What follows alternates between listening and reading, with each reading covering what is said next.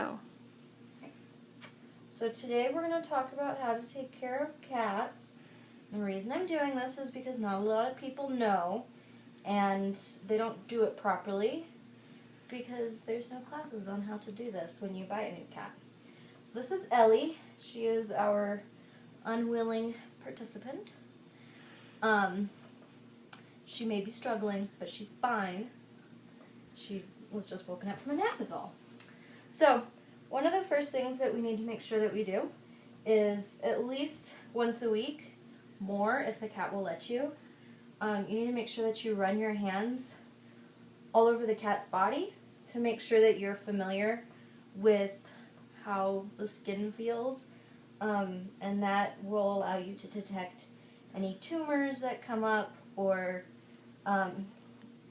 lice or ticks and fleas and things like that. So when you run your hands, just make sure you press firmly enough that you're able, that you're able to feel the skin properly and beneath the fur. Also, when you get to areas, especially if you have an all-black cat, it's a little bit more difficult, but when you get to places where there's white fur or lighter fur, move the fur around and look to make sure that there's no bugs. And even indoor cats can get bugs, because you can bring the bugs inside yourself. Another thing we need to do is to make sure that we trim claws. So if you want to come over here and show, this little girl needs her claws done. These can be really damaging to woodwork and furniture and people. And then brushing is another essential part. Oh, stop. If your cat will put up with it, you need to make sure that you brush them about once a week.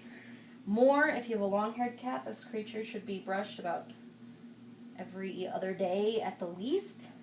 Doesn't always happen, but we try.